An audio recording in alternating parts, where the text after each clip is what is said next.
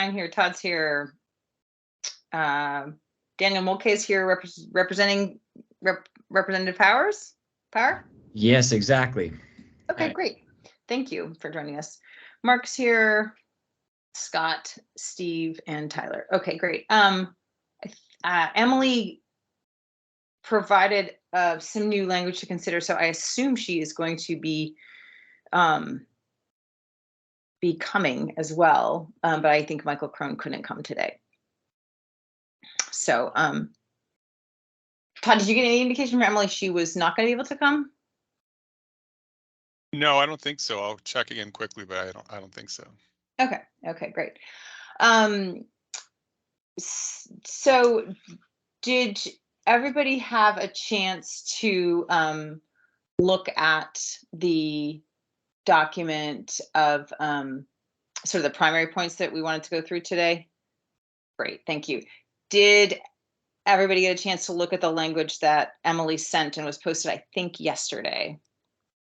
Okay, so we'll take a look at some of that during today's meeting. I do want to, I really appreciated the sensibility that people want to like take some action that became apparent at the end of last meeting. And obviously we know we have deadlines. So I do want to try to limit some discussion today and get to some votes if we need to do that. What I'd like to start with today is when the meeting I wasn't here, I think it was October 15th, it was my understanding that there was considerable agreement around the concept of on public interest, that if something is in the public interest, then fees shall be waived, with the opportunity to explain why fees shouldn't be waived, whether it's because of impact on other government services or because of it not being in the public interest. Is that true that there was a largely circling around agreement of that concept? Okay, is that a concept we need to take a vote on, or that concept is what we're working with here today? If something's in the public interest, the fee shall be waived, with the opportunity for the public body to explain, can't waive it because it's too severe of an impact on services, or it's not in the public interest. Tyler? Just one point of clarification. I think we had agreement on waive or reduce. Shall waive or reduce. Okay. And that was my recollection as well. That's why I had raised my hand. So thank you, Tyler. Okay. So that would, if I understood, Madam Chair, if I may go to page 2 of the document, under 5 sub A, the sub A line 3, it says shall furnish copies to the requester without charge. My notes that I've written to myself say shall waive or reduce the charge. Sorry,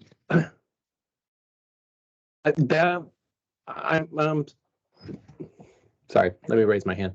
No, go ahead. We should discuss that further. That was not my recollection that there was.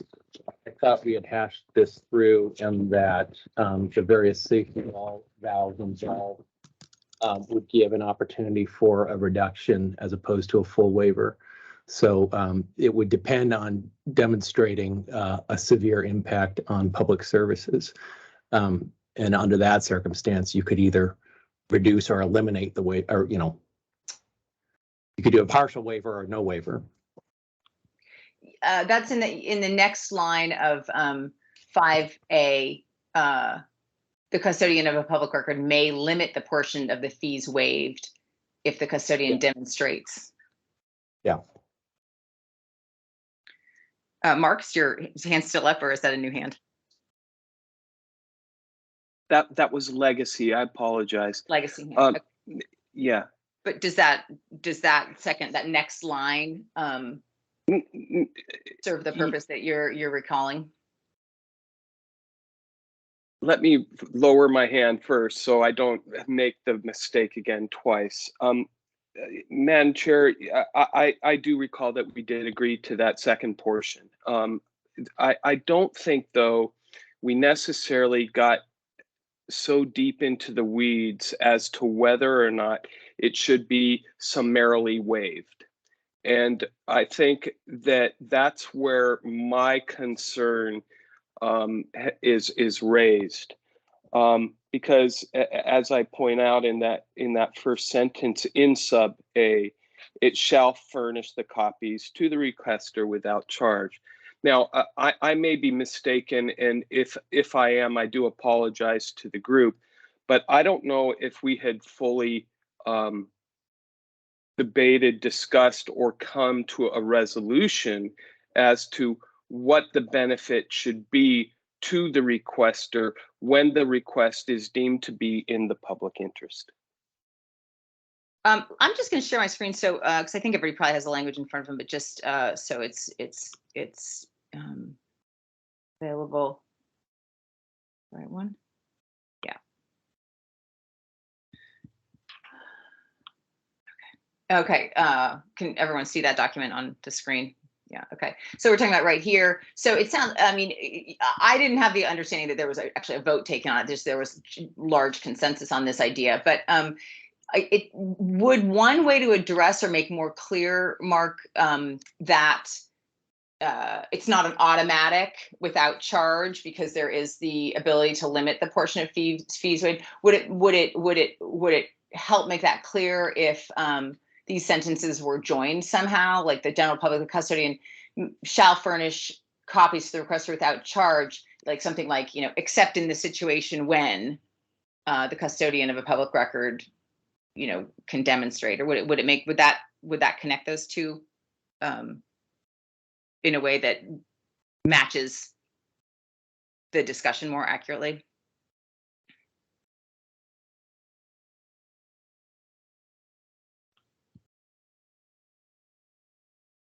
I don't know if combining the sentences necessarily resolves the general policy question that I may mistakenly be raising. And I apologize again. I was in a bit of a COVID fog our previous meeting, so forgive me. But shall furnish copies to a requester without charge is a flat out in elimination of any ability.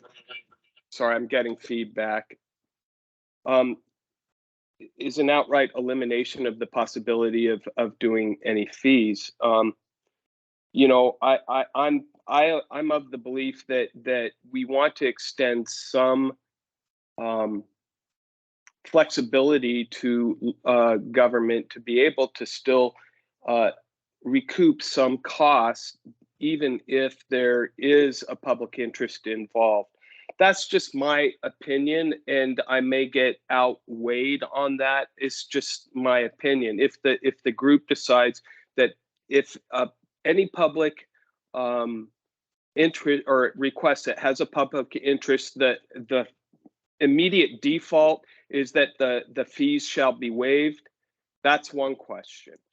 And I may get outvoted on that, but I think it's a question that this subcommittee needs to address, whether it should be outright waived or there should be some flexibility built into the statute that a government can request a fee that is reduced from what a normal charge might be if it were not in the public interest. Right. Okay. I think that language might actually be in here in the next sentence. Steve, or did you have your hand up next, or did you, Tyler? Steve was next. You know, I think we've set a pretty high bar for public interest. I think that's how we address, like, we don't envision this routinely happening.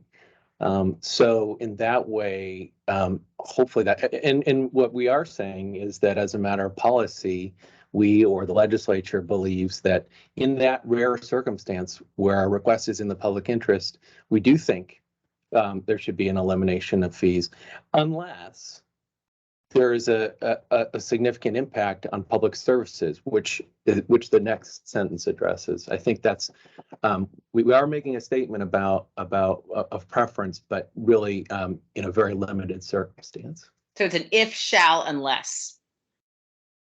Yeah. Okay, Tyler? Just wanted to quickly say that, yeah, I think I've caused some confusion here by bringing up the or reduce. I think the second sentence does essentially distill down to an or reduce. So comfortable with this. I thought you were asking about sort of the 10,000 foot level of agreement here. So I think we've hit the nail on the head with A.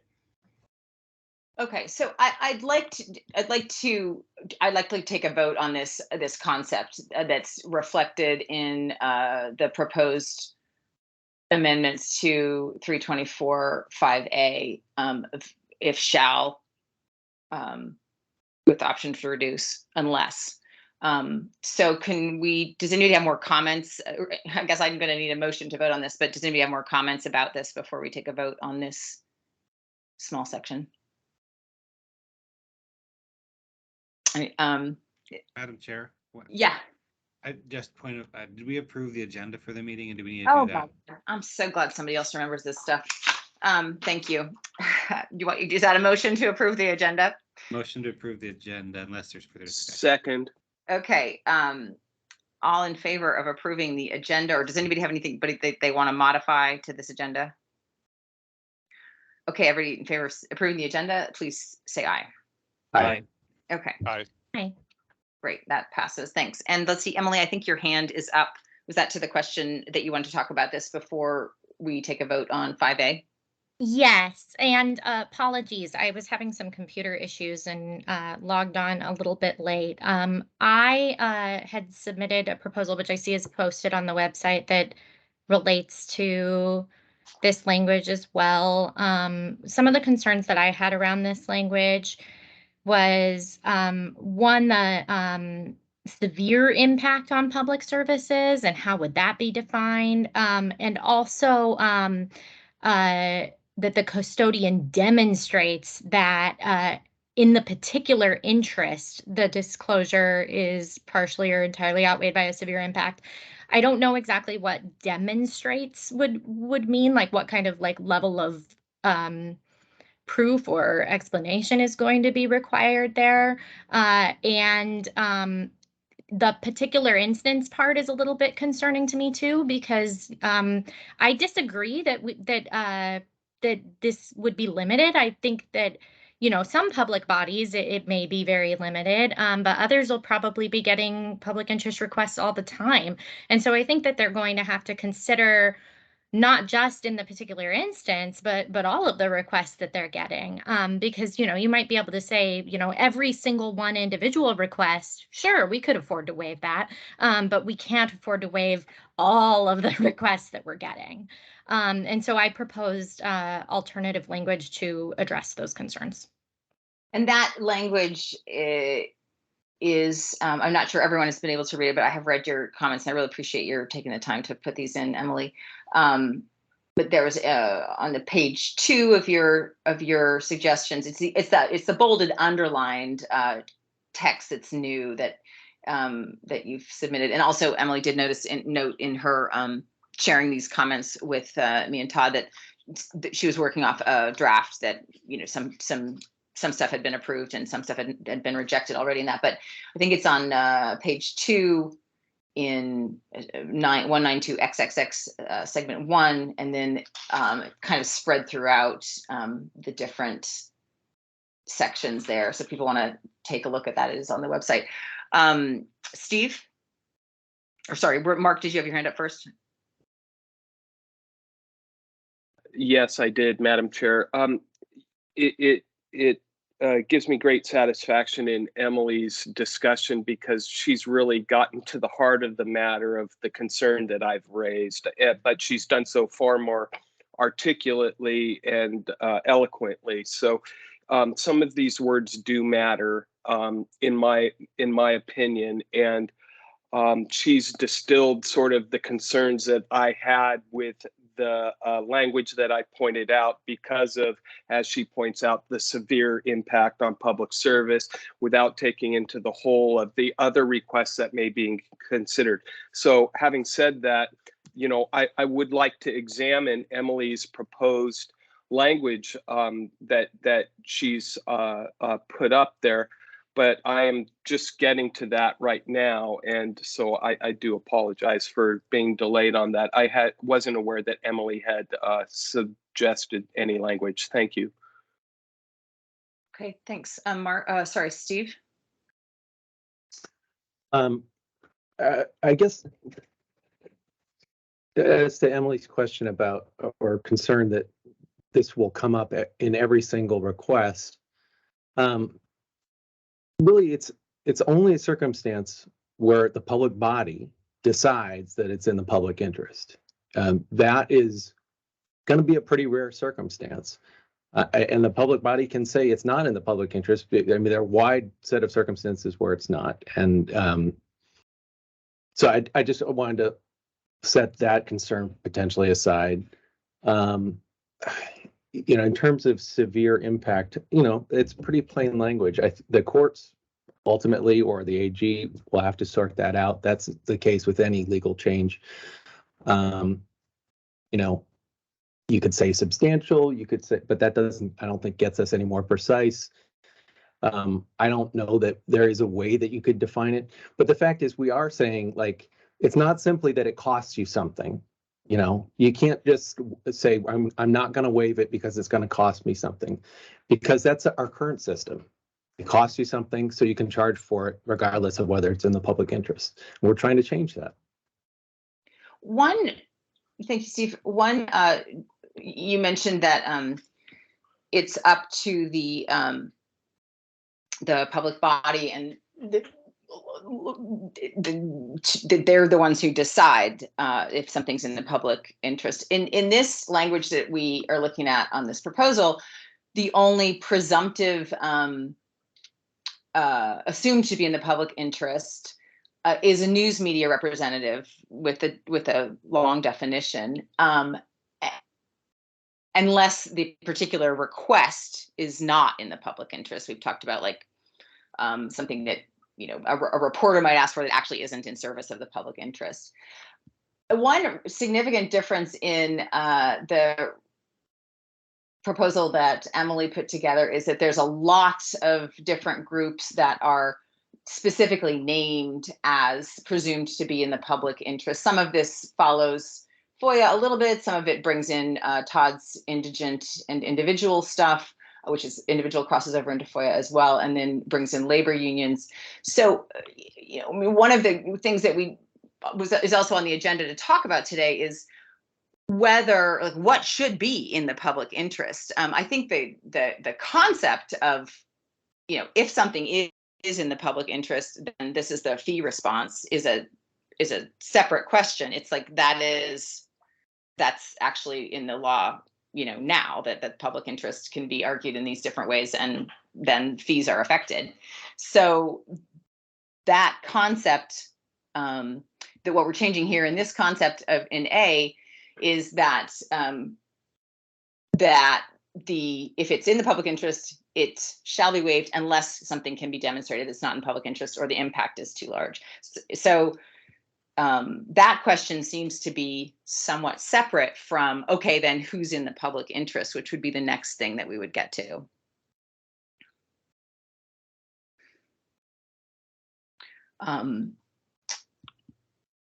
So with that in mind,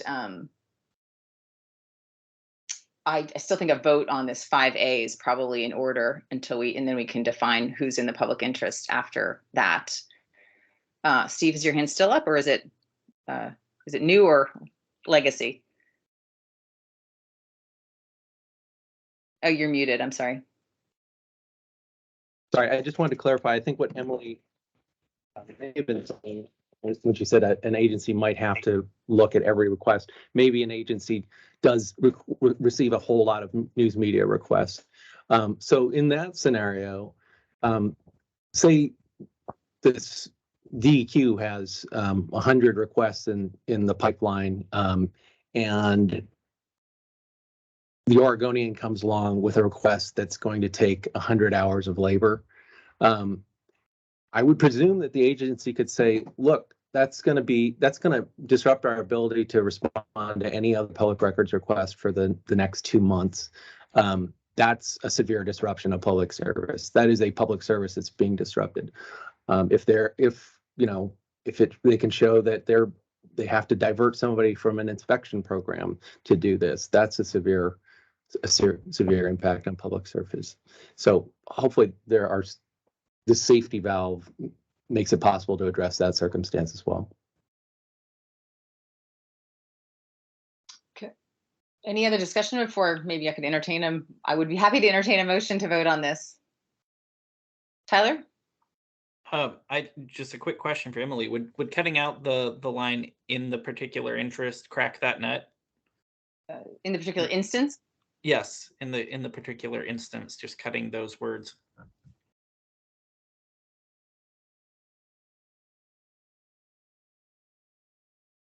Because I think I just heard agreement. Steve, what you've just mentioned was describing a situation where the requests can be considered in aggregate and their impact on public services. I agree that would help. I still don't think it totally addresses the points that I made around, like, what does it mean to demonstrate and what is severe. And I think that will cause a lot of concerns for public bodies because, they don't want to go to court and litigate this. Like, if they feel like they have to do things that they don't even have the capacity to do because they're trying to avoid litigation. I mean, we want to make this clear enough for public bodies that doesn't have to be a lot of litigation about it. So would you suggest defining demonstrates or defining severe? I mean, the language that I proposed kind of went in a very different direction. I think if we keep language like this, then I would think that yes, we would want to provide more definition as to what those terms mean. Mark? Yeah, I think we're very close. I do agree with Tyler that if we can strike in the particular instance, and striking severe, because Emily's absolutely correct, Steve. This is the concern that we as local government have, is that we're going to spend a king's ransom on litigation, right? So if we can avoid that, I think that would be helpful. So outweighed by the impact on public services would be more acute. Demonstrating, is there, Emily, I'm just trying to get to a resolution here. The custodian of a public record may limit the portion of fees if the custodian describes that the public interest, describes rather than demonstrate, so that can perhaps at least give an open way for the local body to demonstrate. It's sort of analogous, but it's less rigid, if I could say. I would, for one, be happy to vote for in support of a paragraph that's constructed in that manner. Thanks, Mark. Todd? Thank you. I think I can address all three concerns in this paragraph. If you read paragraph subsection A in conjunction with subsection D, the way a public body demonstrates this impact is in writing to the requester, without stating the standard that they have to live up to when they put that decision in writing. So I think we could eliminate demonstrates entirely from subsection A, because it has to be read in conjunction with subsection D, and it could be left to whomever interprets this, either when filling public records requests or adjudicating appeals later, how far they have to go in writing, because it's probably going to become a question anyway, that the parameters need to be sussed out through subsequent discussion, litigation, etc. So I think we could get rid of demonstrates entirely and not have to worry about it. I'd be fine with removing particular instance, because the truth is right now the standard is that a public body has to or can only deny a fee waiver or reduction based on a reasonable decision why, which means it's a fact-based specific determination for every public records request anyway that allows them to take in the totality of the circumstances. So that really is a particular instance standard anyway, and that's not changing based on what we're writing here. So at the risk of confusion or concern over that language, I think we could take it out. The standard stays the same, and we don't have to worry about anyone having issues with this language. And finally, there is one example currently in the public records law that might offer a substitute to the word severe. It's in exemption 192.355 subsection 5, and it's talking about information or records of the Department of Corrections, including the Board of Parole, to the extent that disclosure would interfere with the rehabilitation of a person in custody of the department, or, and this is the language we might be able to use, substantially prejudice or prevent the carrying out of the functions of the department. That's the language I think, Emily, you chose, right?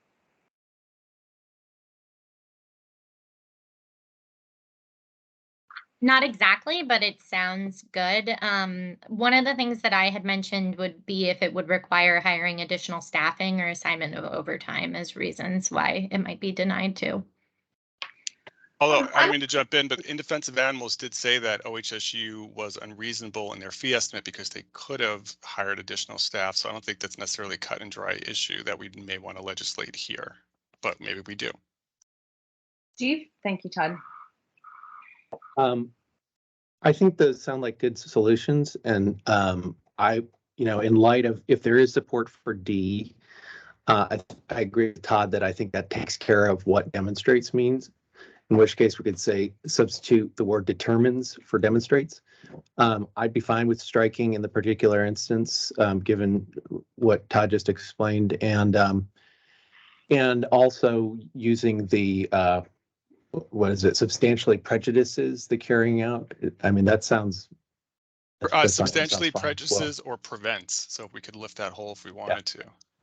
Yeah. So I'd support all those changes. So would one solution be to, can you see on the screen, like cut this whole section and just say, shall furnish copies to request without charge subject to subsection D? No, you can't do that? Okay. You guys are shaking your head. I mean, sorry. I just, is it Mark's turn? I'll stop. Oh, Mark, you have your hand up again. I'm sorry, I didn't notice. Go ahead. Thank you. I just had a question for Todd, back to his, I so appreciate that you're here, Todd, and that you know this stuff. So would you apply that same standard that you described from, well, I don't know what it was from, but there's another severe in paragraph D. Would you apply that as well there? I'm just looking for consistency, or am I off base here? No, Mark, you identified an issue because A and D are linked and they're restating the same standard. So we'd have to update the language in D to match whatever we change A to. Thank you. Just want to be clear. Thank you. Steve, do you have your hand back up? Oh, I'm sorry for interrupting earlier. I just think we're close on the second sentence, and it is essential. It's the safety valve. It's the unless, it gives the public body, it's what gives the public body discretion. Okay. Well, I mean, D does, but it's only if it's not in the public interest. Well, I think this gives it to waive. Okay, so then what we're talking about, if I'm understanding people right, the custodian of a public record may limit the portion of fees waived if the custodian, and I'm taking language from D now, this would be determines instead of demonstrates. Is that correct? And we would cross off the particular instance, the public interest in disclosure, and we would say here substantially prejudices.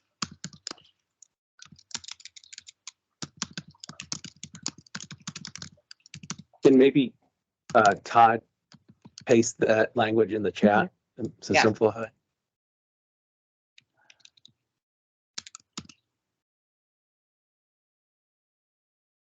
And then it would essentially get rid of this.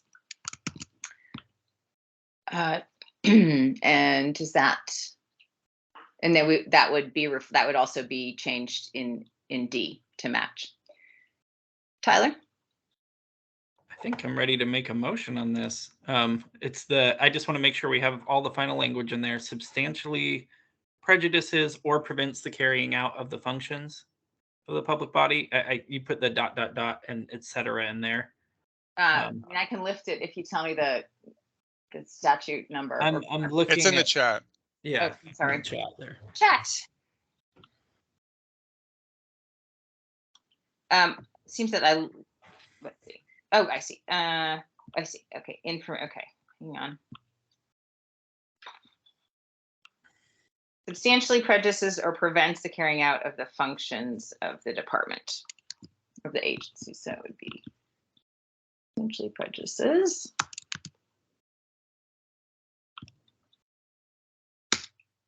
or prevents the carrying out. So one problem I have with this is one of the functions of any public body is to respond to public records requests and to release public records. So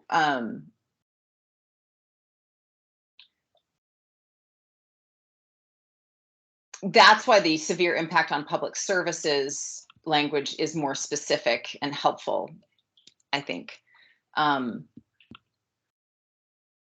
Mark, you have your hand up, and Todd, you do too, I think. Maybe you took it down. Go ahead, Mark. Again, I hope that we maintain the consistency here on that language. I think it's really important. I realize that we all come from our own places, right? And as a member of the press, I certainly would believe that that's one of the primary functions of government.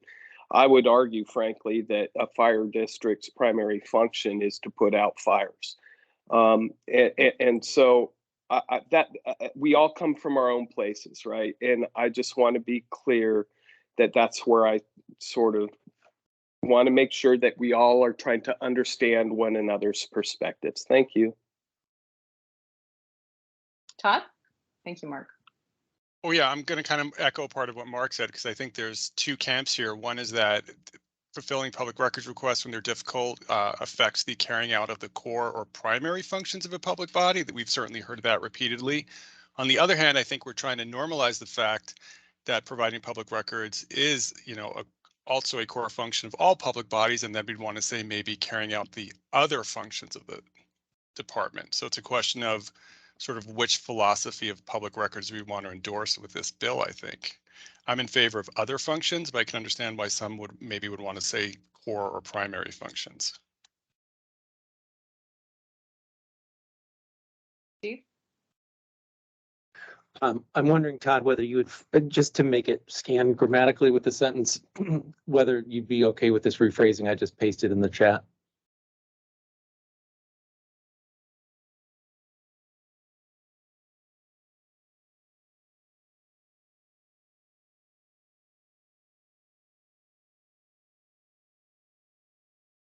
Or aren't we still in the same place, Steve, with that language by not specifying its other functions or core or primary functions?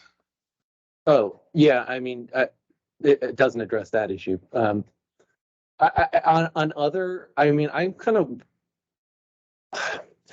because you were saying that responding to requests is a core function of government, then by implication, if we say other than we're saying answering records requests is not as important as other things. So I'm kind of ambivalent about that, but. So are you comfortable, Steve, with the language carrying out the functions without any kind of qualifier, core or other, or? I'd be fine with other. I think it's just, I also sympathize with people who say, well, if it disrupts our ability to answer other records requests, that should be a concern as well. Tyler?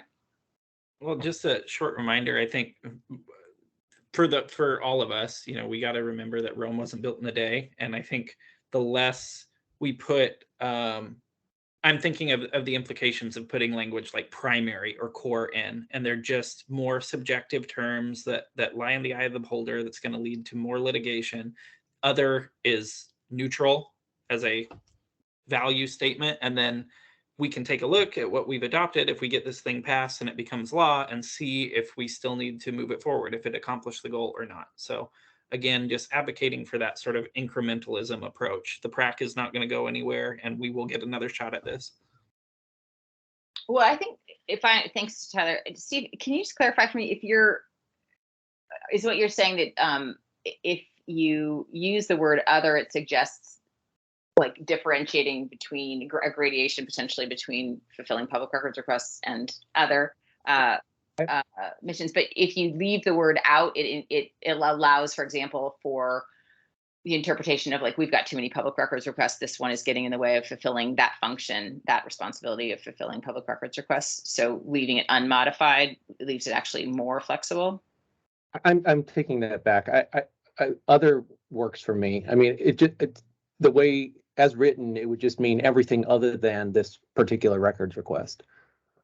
Than this particular records request. Yeah. So I'll edit what I wrote.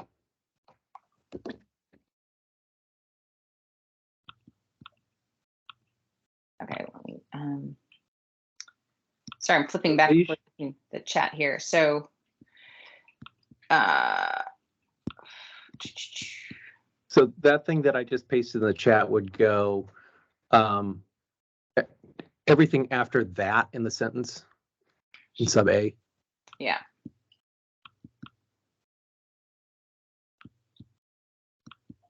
Sorry, guys, this copy pasting from the chat is a little bit slow.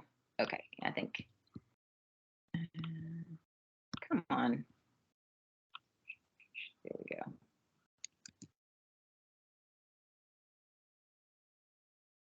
And this would all go after that, right here.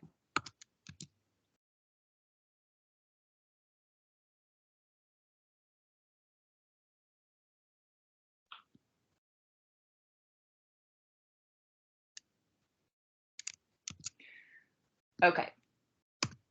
If the custodian of a public record determines that the disclosure is in the public interest because making the record available primarily benefits the public record, it shall furnish the copies without charge. The custodian of a public record may limit the portion of fees waived if the custodian determines that the public interest in disclosure is outweighed by the substantial prejudice or prevention of the public body's ability to carry out the other functions of the public body.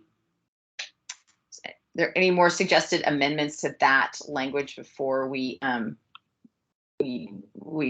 entertain a motion to vote on it? Mark. I'm sorry, Madam Chair. Todd, do we need to address the severe in subsection D of this section? Yes, We will I think definitely Emily do. wants to vote on A, but then we would Oh, have to okay. update Well, D as well. Forgive can me, totally when you that. said section, I took the entire section rather than the subsection. So forgive me. If it's to vote on subsection A, I'm prepared to do so. Let's just fix it. With the understanding, of course, that we're going to fix D. Thank you. Yeah, let's just fix D and vote on all of 5. Okay, so that would be if the custodian of public record determines that request is not in the public interest. So instead of severe,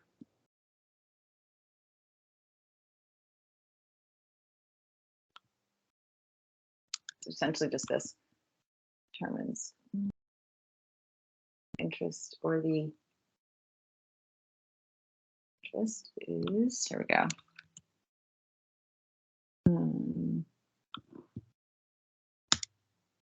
Disclosure is outweighed by substantial. You've just lost the end of that sentence, though. I just moved it down. Oh, I see. Okay.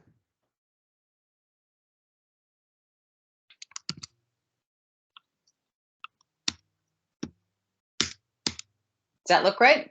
D? Yes. Okay, so as I actually look at this, and if we're going to vote on all of 5, there is B, C, and E. There's also F, and there's G, which gets at the bigger points of what's presumed to be in the public interest. So I think we should just vote on 5, A and D right now, unless there's, I mean, the E and F, I'm sorry, the F and G about indigent and individual. I think I have a sense that needs to be discussed further, and also it brings in some of the other suggestions that Emily had. There may be enough agreement on the representative of the news media, as defined there, as presumed to be in the public interest, that we can vote on A through E. Does anybody have a motion that what they'd like to vote on right now? Madam Chair, I'd like, oh, I'm sorry, there are a bunch of hands raised. So Yeah. in the interest of doing that, I was prepared to make a motion, but there are hands raised, so I don't want to interject. Okay, I think Todd, you got your hand up first. Yeah, I'm concerned about, I think it's C, if you wouldn't mind going back up. Because that's not exactly the concept that we've generally agreed to, because like, isn't the Oregonian a commercial entity? So it was more like if a member of a person who fits the definition of member of news media, but is pursuing a more individual interest, like writing a book, then that would be potentially denied as not in the public interest, but not just that they're doing it on behalf of a commercial entity. Oh, that's interesting. I read this to mean that because the Oregonian and any private and news media is, of course, a commercial interest. I read that to just, make it clear that in this instance they're considered a news organization, not a commercial organization. But Tyler, Wait, yeah. So isn't C saying? Oh wait, except for requests. Okay, you know what? Forget it. I'm sorry. I was just misreading it on the fly. All right, I withdraw my concern. Okay, thanks. Tyler, you had your hand up. Yeah, I'll just say I'm prepared to vote on A and D. I think, and I mentioned this at our last meeting as well, I still find it really awkward that we've coupled in under the Section 5 indigency own records under a public interest test. I think we'd be better served if we want to keep those. Let's pull them out to their own sections instead of putting them under here, because it muddies the water really quickly. If we're deciding that public interest is something that generally benefits the public, but then under that test, we're including indigency and a requester's own records, I think those are at odds with each other and they need to be pulled out as their own sections. Okay. So I would prefer A and D. If we're Okay, going to well, move what I've forward heard you say is you don't want to vote on F and G. E, B, and C are talking about news media, not indigent and individual. Yeah, and I'm okay with, I think that the news media has that safety valve provision in it where it still falls under public interest. But yeah, let's pull out indigency and own records would be my suggestion. Okay, so you're prepared to vote on 5A through E? Emily, let me pose a motion, because I think we're going to simplify this a lot by just the motion itself. Okay. I would make a motion that the subcommittee adopt 5A through D at this time. I'll second that motion. I have a question about whether you're expecting to define news media representative in this law. Madam Chair, in response to that, there is a bracket there that says as defined in paragraph E below. We can get to that later. So I believe that if we were to adopt this A through D, we would then be obliged to somehow define media. Okay. What I'm trying to do is dispense of this section so that we can get to Tyler's points about indigency and individuals and whether or not they are in the public interest. And I fully agree with his point and position on that. So I'm trying just to dispense of this section at this point. Emily?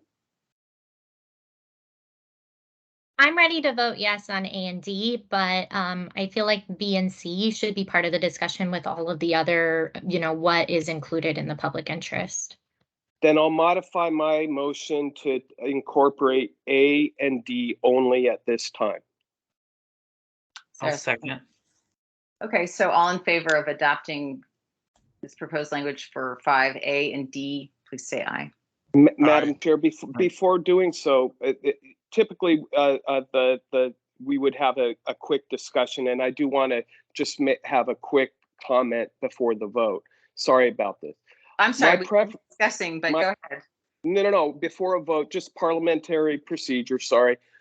You do get a chance to make a discussion. My preference, I'm being an old codger here, I still would have liked to have waiver reduce in A, but understanding that this is going forward, I'm prepared to vote aye, so we can have the vote. That's all the discussion I wanted. Thank you.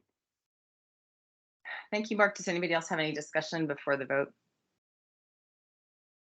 Okay, all in favor of adopting this proposed language for ORS 192.324 5A and D, please say aye. Aye. Aye. Any nays? Okay, great. These pass. I'm going to highlight them in yellow, and I will cross this stuff out. Okay, so let's move on to this question of who is in the, presumed to be in the public interest. So we have a lot of proposals in here. One is the news media. One is people who are indigent at the time of the request, and it's for specific purposes. We have, indigent people who are seeking their own records in specific instances. We have labor unions. We have in Emily's proposal, and also educational scientific groups. All of those in Emily's proposal have specific definitions of like what the request has to do. So I suggest we start with the indigent and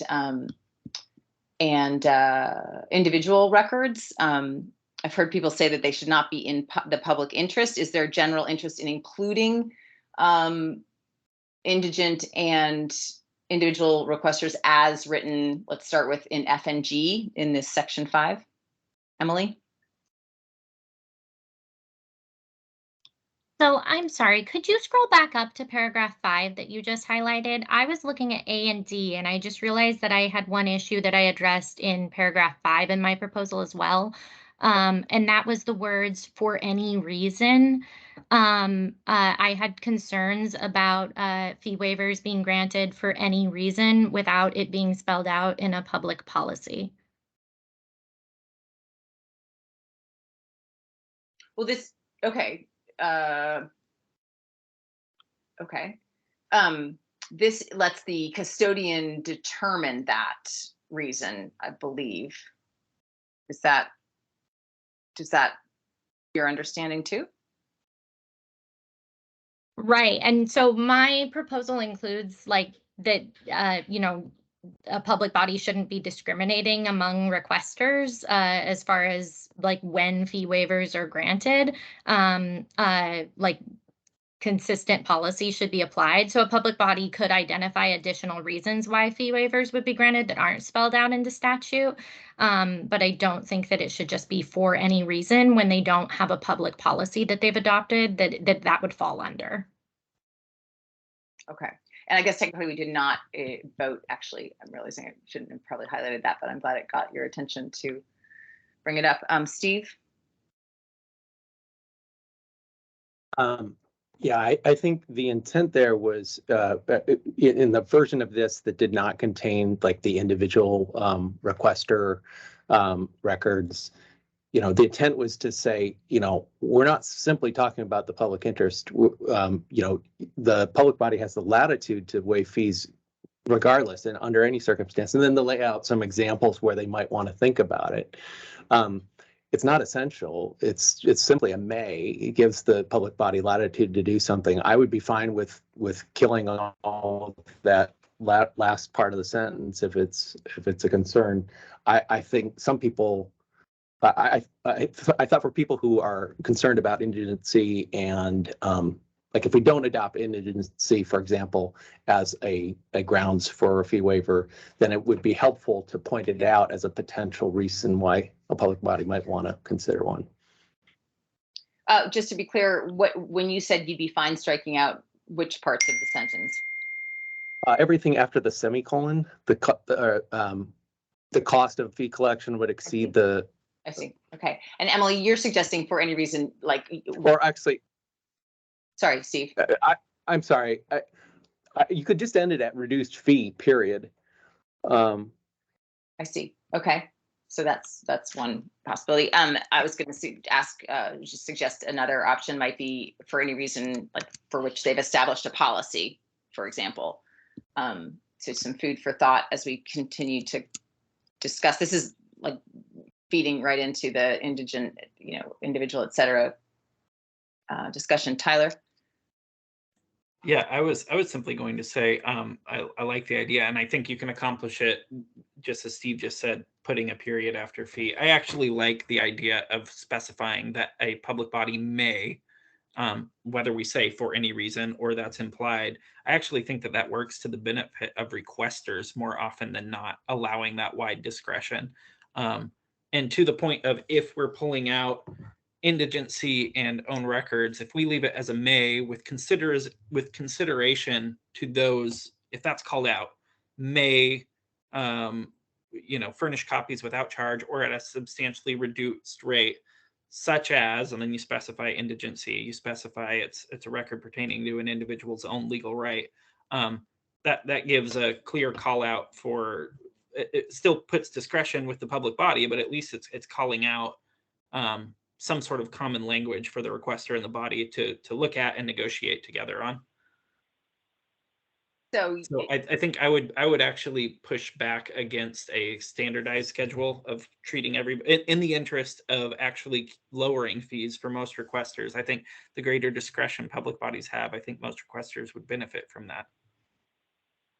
And if I'm hearing you right, these examples, you'd suggest you'd prefer to keep in the law as examples of ideas. I think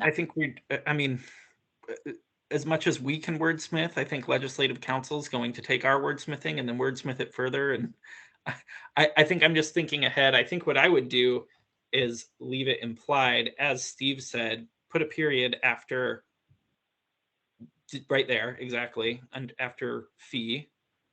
And then we could talk about as a group, if we get to discussion about indigency or own records, I think that one avenue could be calling out those as aspects that a public body may wish to consider. Thank you, Tyler. Todd? I like keeping in some sort of clear statement reminding public bodies what the law already says right now, which is that they don't have to charge or don't have to charge full freight. But what I'm going to recommend is we go work on indigency and individual records first, because depending on what we come up with could probably help us shape this like sort of initial prefacing sort of paragraph, because we'll know what's actually going to be like the meat of this, and then we could go back and shape the introduction part, which is what I see that main paragraph 5 as.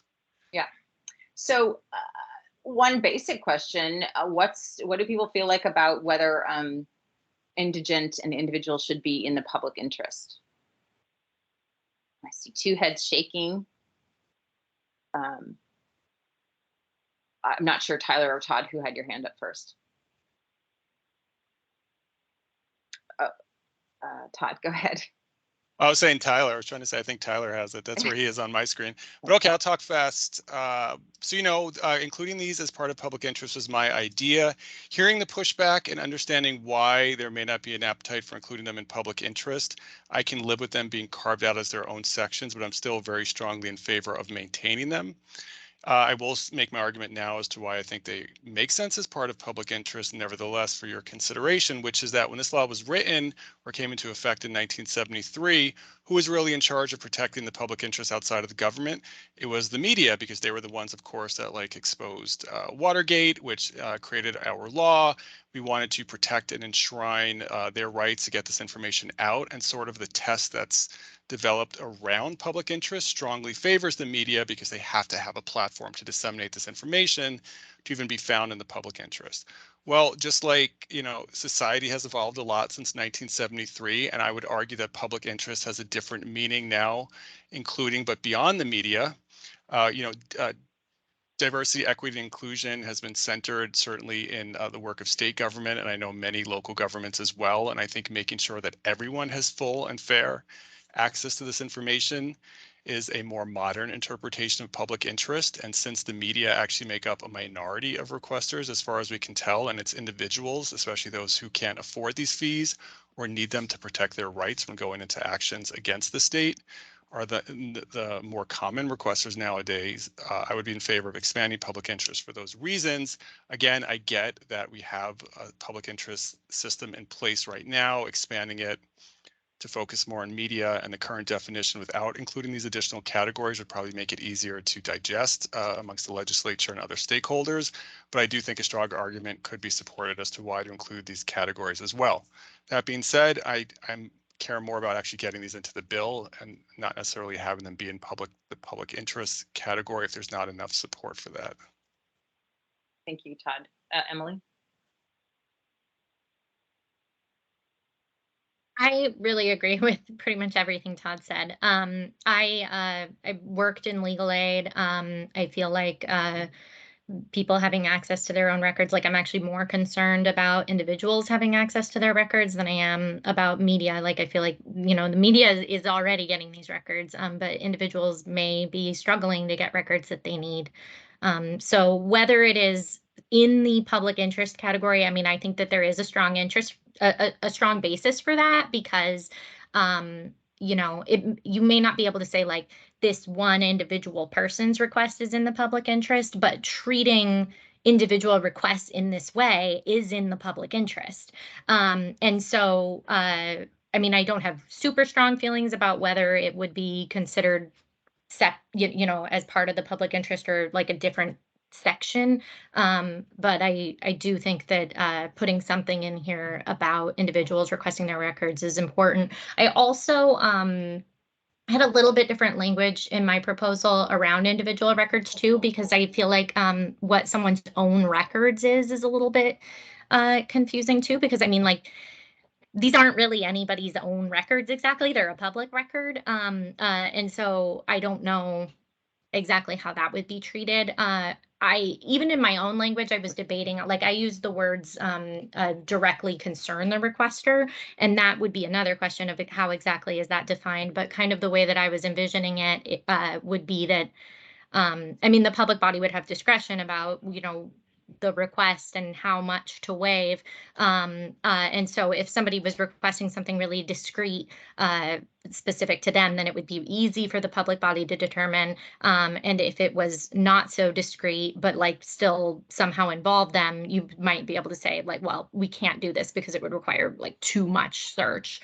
Or also like, I don't know, thinking of like, let's say there was like a video recording of somebody being like assaulted on like a public transit platform or something, then they would probably know like right when you should look for it. But if you were looking like for video of you like between a number of days, then you probably wouldn't waive, you know, like something that would require a public body to like watch video for like hours and hours and hours. Thank you, Emily. I pulled over your definition from your and put it in a comment here in the document for comparison. Steve? I'm curious for people who support this, whether a couple of people mentioned like the distinction between it just concerns me versus it affects my legal rights. Are there the people who support this, would they be comfortable with restricting it to cases where it affects the person's legal rights?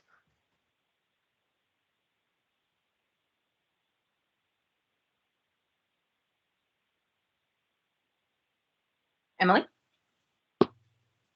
I guess I think part of my struggle with that is like, would that require somebody to point to like an existing case or something like that? Because sometimes people might be requesting records like, I don't know, let's use the like assaulted at a bus stop idea. Maybe you are like interested in pursuing like a stalking order, but there's no actual like case filed yet. Or maybe this is related to like insurance or like there's lots of things that that I think are important for people to have records for that, you know, they might not be able to say like, yeah, it's under case number such and such. Like it could affect their rights in a way that isn't like clearly as clear, or that like they have to like really clearly explain to the public body like these personal things. I don't know. Right now, looking at this F and G language, the individual, it's not connected to the legal rights, right? It's only if someone's indigent. That's how it's currently written in F and G as we're looking at right now.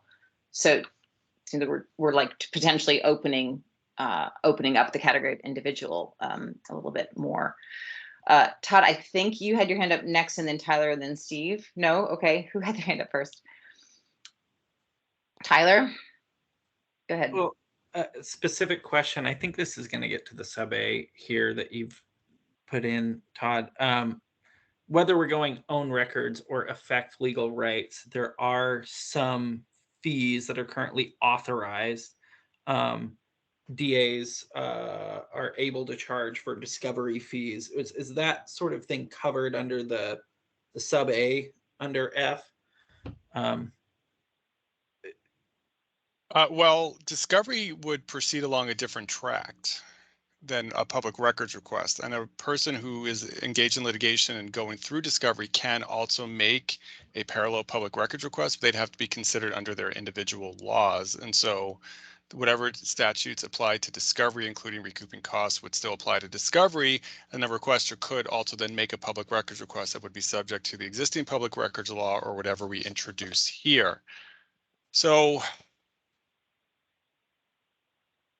potentially, if there's, I think for F subsection, capital A, it would just apply to if there are any existing rules related to providing records outside of discovery for charging fees. That have a set charge. Yes, or even I know there's a statute for counties that sets the cost of copies and other stuff that would still exist in conjunction. It would have to be read in conjunction, or this would have to be read in conjunction with that. So I do think these sections create two very different rights. A section F, it applies to everyone. Like everyone sort of gets this right, regardless of income and circumstances, up to a certain monetary amount, if that's what we're comfortable with. Like I took this from Michigan. Michigan actually says $20. I modernized it a little bit and I said $25, but that's open to debate.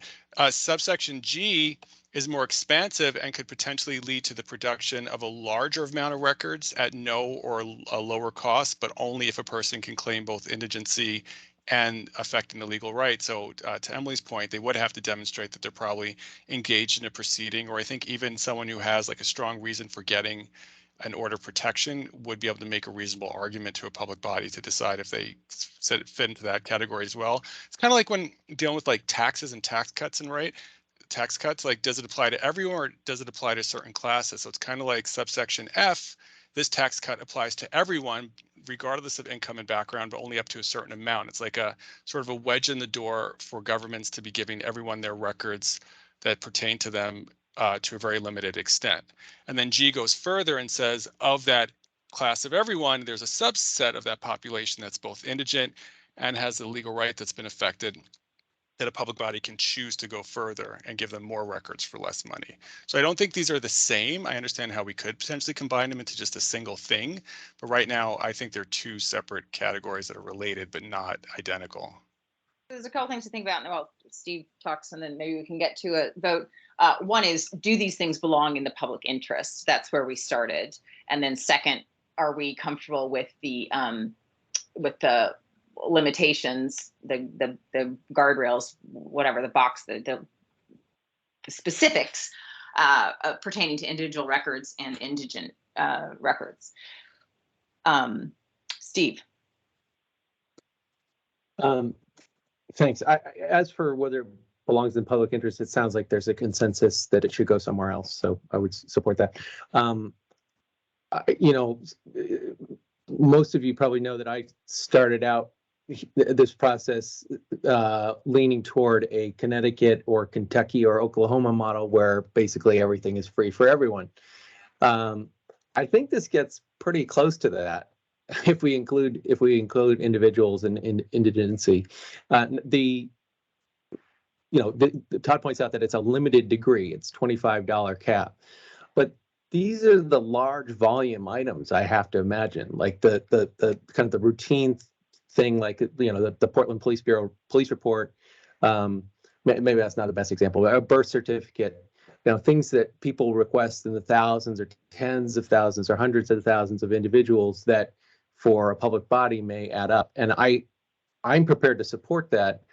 I'm a little concerned that those who have raised issues about fiscal impacts may be right here, and that it will attract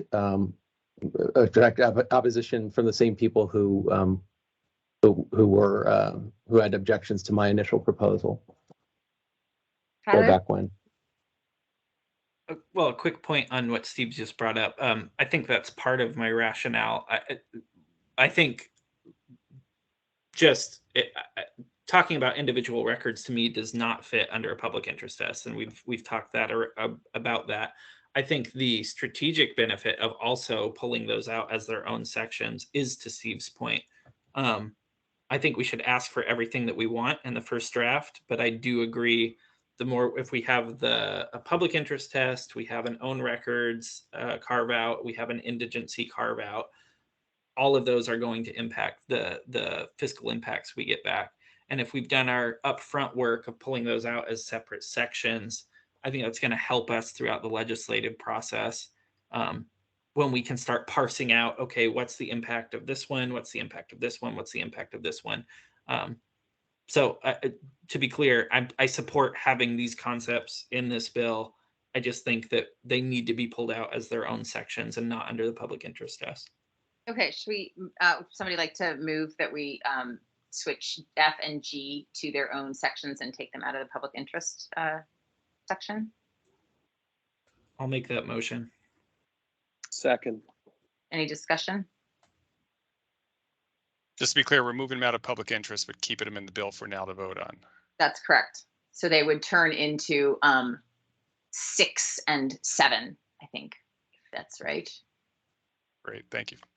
So we're gonna pull them out and then vote on them, keeping them in, or to vote on pulling them out, keeping them in the bill? I'd like to, it sounds like we could kill both birds with one stone. Is that not the case? Do you have more discussion you want to have about these two? I'm aware of the time, and I think it's crucial that we get onto media, and it's crucial for sure to get onto that. And I'd like to get onto the there's some differences in suggested tweaks to the AG language, and also Emily had some other potential public interest things that I think we really need to get to all that today. So as Tyler mentioned, some of this changes could be dealt with, during the legislative process rather than wordsmithing it here. But so I would prefer to vote on it as keep these sections, but take them out of the public interest. I think somebody just put it in the chat.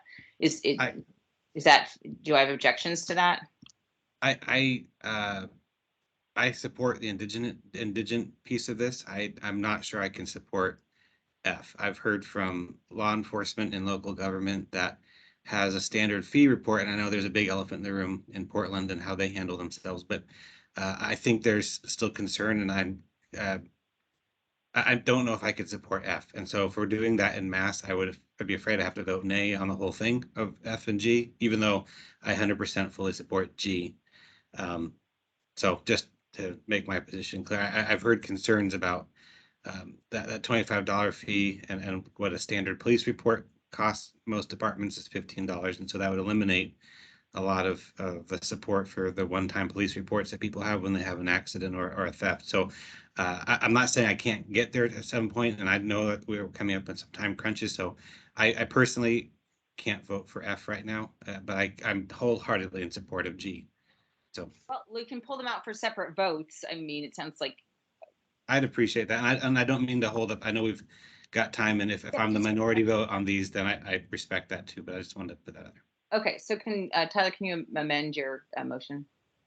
Yes, I would support pulling out subsections F and G to become their own sections, and then were we going to take a vote on incorporating each of those afterwards? Well, actually, I was thinking maybe we could just vote on, do we want to pull out F into its own section and keep it for now, and pull out G onto its own section for now? So then you can, like Scott can vote against the F. Okay, then I will. Thank you. Is there a second for that? Second. Okay.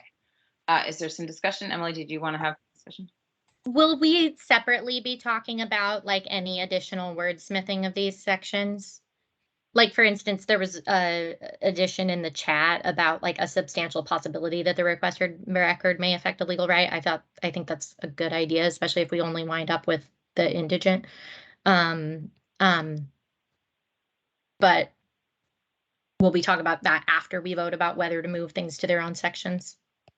Yeah, well, we have 20 minutes left in this meeting. I think it is essential in this meeting that we get through the media stuff and ideally take some temperature on the AG stuff, although that seems a little bit minor compared to, but I'd like to also address, Emily, the other ideas of things that you've suggested should be in the public interest. So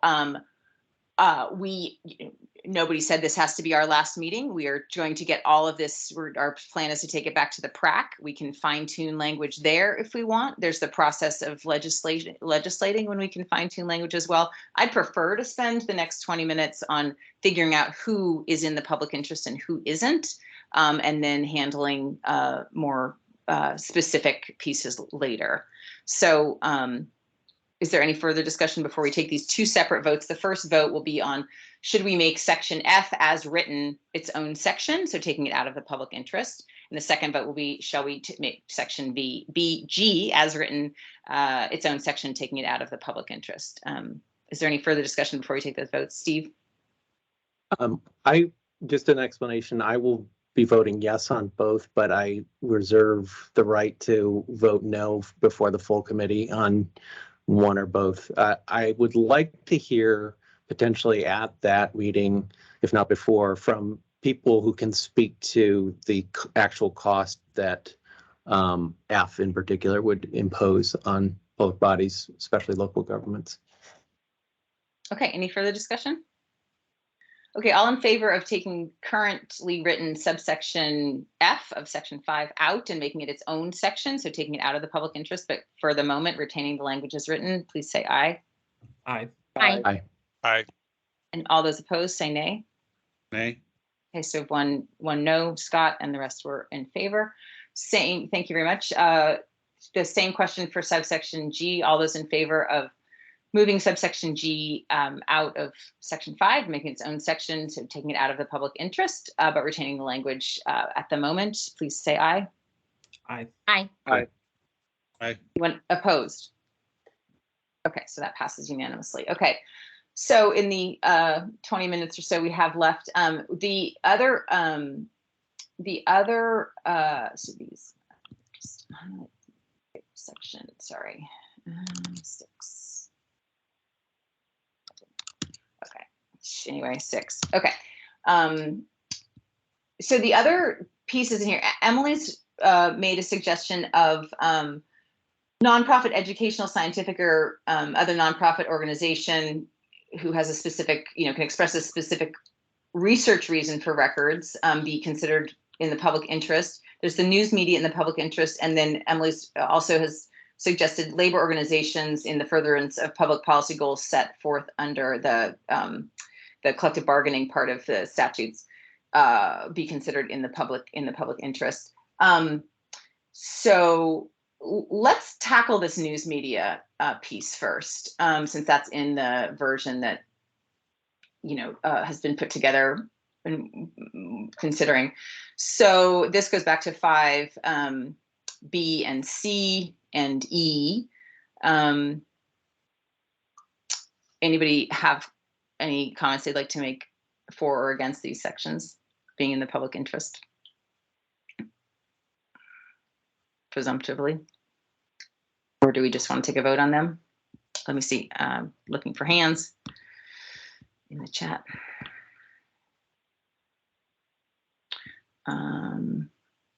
Mark, go ahead.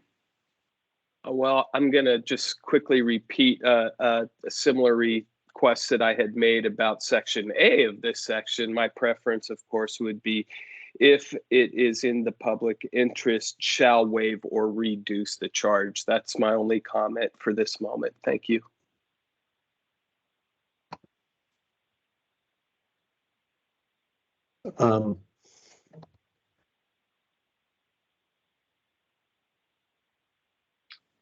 Steve? I just, I'm going to respond to Mark. I don't think it's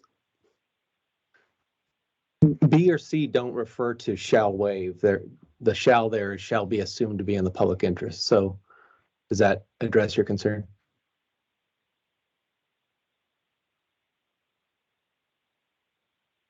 Steve, I'm just being a stubborn old coot and being consistent. Okay. I'm going to be fine. I'm going to be fine with this. Okay. But there's a distinction I'm making, and that's all I'm doing. Thank you. Tyler? Just want to say, yeah, I like BCE given the work that we have done on A and D. I like the substantial prejudice or prevention of public bodies' ability to carry out other functions. That makes sense to me. Okay. Is there any further discussion, or would anybody like to move to vote on B, C, and E, subsection 5? So moved. Is there a second? Second. Okay, so all in favor of adopting, B, C, and E, making a representative of the news media assumed to be in the public interest, unless it's demonstrated in actual interest by the public body that it's not, and then a definition of the news media representative. Okay, we have some discussion before the vote. I don't know whose hand went up first, so Emily. Oh, I just, I'm curious more about a overall read on what all we're going to include. I mean, I am inclined to like support the news media exemption. However, without knowing the other groups that would be entitled to fee waivers, I mean, I do have some concern if we ultimately wind up saying that we are going to give, you know, even like for-profit commercial news media entities that like charge you to read their stories, fee waivers, but we're not going to give fee waivers to all of these other public interest groups. That would be of great concern to me, and I wouldn't support that. So like I'm a yes, but I'm interested in what we think about all of the groups. Okay. So all of the groups would be, the other two groups that we haven't addressed yet would be the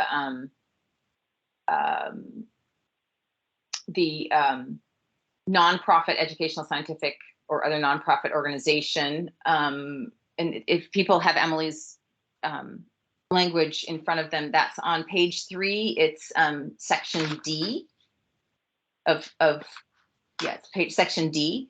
And then the other one would be the labor organization in furtherance of the collective bargaining, public policy goals set out in the law about collective bargaining. And I think those are the only two that have been proposed. Am I missing any, Emily, from the discussion? I mean, then it would only go back to the indigency and the other stuff that we carved out into other sections. Right. I think we've just determined that we voted that those will not be in the public interest, but wanted to keep that in the law.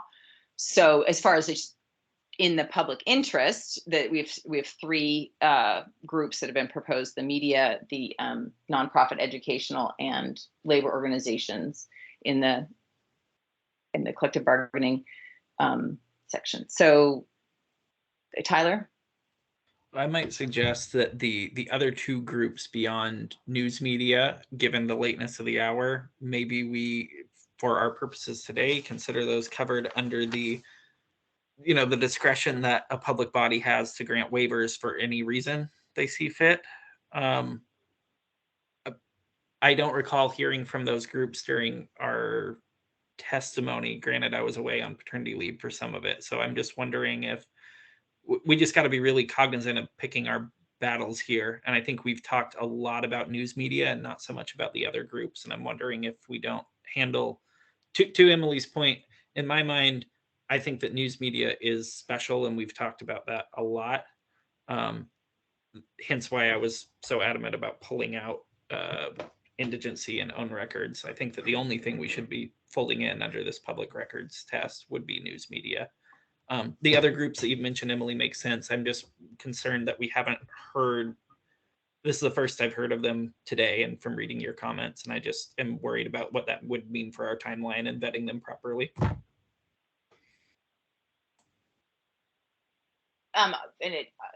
anybody, I think this, the way we've written the law has, please people correct me if I'm misunderstanding this, is that anyone can make a public interest argument, anyone at all, as is the case right now. Is that correct, Todd? Is that right? That anyone can make a public interest application? Yes, because we've maintained the core test that currently exists, sorry. Okay. Emily, do you want to respond to Tyler? Remember, we're in the discussion. There is a motion on the floor. We're in the discussion part of before we're going to vote. So that's what's up next is a vote. But since we're in the discussion period, do you want to respond to Tyler before we vote? Sorry, I don't really feel ready to right now. Well, I mean, appreciating that this has been a bit of a time pressure to get, and I know you noted in your email a difficult month to get a lot of input from stakeholders. So I really appreciate that you did, bring those up. But I think we do have a vote on the floor. So the question is, all in favor of including B, C, and E as in the public interest, part of subsection 5 of this law, please say aye. Aye. Aye. Aye. Okay, anyone who's opposed, please say nay. Abstain. Okay, so we have that is accepted with an abstention. So I think we need to go back at this point and just look at the very first part of section 5. Sorry. This very top part, we had the custodian of a public record may furnish copies without charge or at a substantially reduced fee, period, or for any reason with a policy. And then there's some suggestions. At this point, I mean, we've taken care of indigents and records primarily concerning the requester, at least, but the other two are examples that aren't specifically addressed right now, other places in the law. Does anybody have a proposal that they'd like to vote on as far as what to do with this section 5? Seems like the cleanest is to just stop at reduced fee, but other people may have other ideas.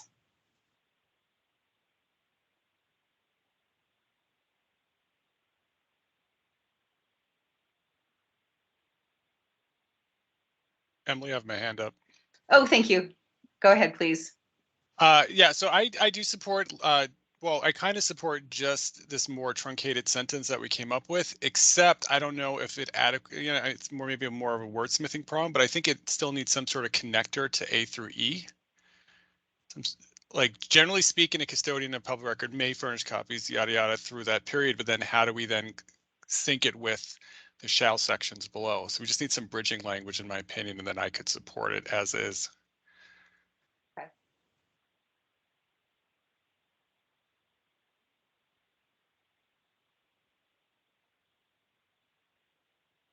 Todd, do you have some yeah, suggestion on I was what just going that to might speak be? up again. Yes, if I may, and I don't know if this will work, but how about something along the lines of except as described in subsections A through E, comma, the custodian of a public record may furnish, or other better, clearer language than that, but essentially that idea.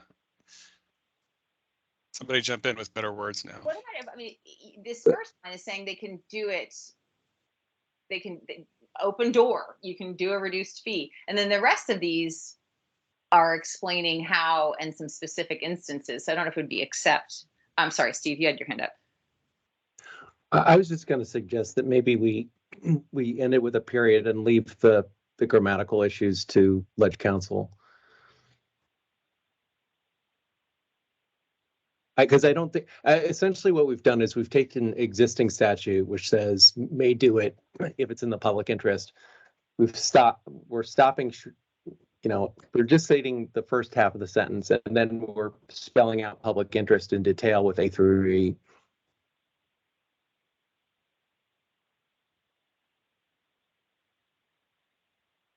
Right, I see. It's almost, it is in a sense, it's clarifying, yeah. So Tyler, and then, yeah. What is the word? Is it notwithstanding? I'm not an attorney, but notwithstanding the language below, sub A through E or something like that. I don't think they're in opposition. Just notwithstanding the following. Yeah. Notwithstanding implies this other stuff is a contradiction, and it's just consistent with may. It's a subset of may. In these instances, it will be a shall. Yeah. They're not in opposition. An alternative proposal is that we move forward with the paragraph as proposed, with for any reason, this, and this. That doesn't preclude adding in other things later. I don't think it's not a prescription. It's just a set of options for public bodies. If people support that, I mean, that might be the simplest solution rather than trying to edit on the fly. Okay, so we have sort of two suggestions. Go with the language as you would, if you were reading it, you would just don't read the crossed off part and ignore the comment, right? So, and ignore this period. Or it's just the first sentence. Does somebody want to make a motion to what to vote on? I'd make a motion to adopt the original paragraph prior to the editing. Is there a second for that? Todd, by prior editing, you including the crossed out stuff, right, though? I can fix it. It would look like this. But that one sentence is still crossed out. That was the original proposal, is to delete that phrase from existing statute and replace it with the rest of the paragraph. Yeah. Well, then I'll second Todd's motion. Okay, so it's on the screen. The language on the screen is what we would be voting to adopt. Is there any further discussion? Okay, all in favor of adopting section 5 as is written on the screen, please say aye. Aye. Aye. Any opposed? Nay. So that passes. Any abstentions? Okay. Okay. So it is 2:58. We've done really good work, you guys. Thank you. We have some other pieces to discuss at some point, the scientific, educational, and labor organization.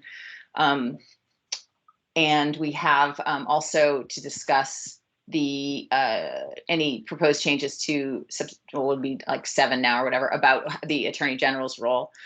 So I think we can either meet again to do those two things as a subcommittee, which may be the more the better procedural way to do it, or we could take this all back to the PRAC and try the larger PRAC and work it out there. Can people meet again? We're like, Todd, go ahead. I was just going to see if everyone had the ability to stay on for a little longer. Maybe we could get through some of this. I'm seeing Mark saying no. Mark saying no. Okay.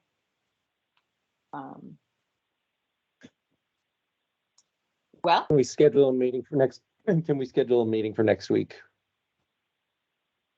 Same time, same place. Let's look at Friday first, since that's been when we've typically met. Can everybody meet next Friday in this 1 to 3 hour?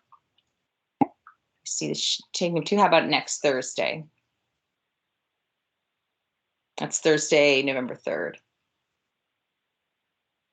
I mean, we could start with early in the week if we want to get it done too, but I couldn't do Thursday. I would have to start at 2:15. okay. Could people meet from 2:30 to 4 next Thursday? I see 1, 2, 3 thumbs. Emily says no. I could potentially join late, but maybe. Emily, can you meet at all that afternoon? Like 3 to 4:30, anything?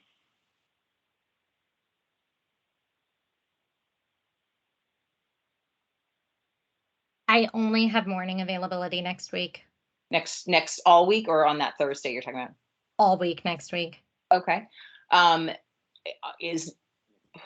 I know mornings are difficult for some people here every morning, but is there on Thursday the 3rd, is a morning meeting possible? 11 a.m. could work for me, or even 10 if necessary. Okay, 10 or 11. Mark, I've got a thumbs up. Tyler, okay, and Scott's shaking his head. Well, I'm inclined to go with that because it's the fewest people that we've like had say no, and we would have a quorum. That understood. The scheduling is no fun. Oh, it is. It's hard. Okay, so let's do it. Let's do it. 11 o'clock Thursday the 3rd. Is that the thumbs up day? Okay. All right, and we will tackle those two sections specifically. If I may, Madam Chair. Yes, of course. Scott, I would appreciate any information that you can provide the subcommittee in advance of the next meeting on your concern with that particular section that you had described, just so that we can collectively consider those concerns before we take any votes. I'd just like to make an informed vote on that particular issue. And I apologize if that creates more work for you, but I just want to be fair to all members of the committee on this, and I want to consider your thoughts on that before I vote. Thank you.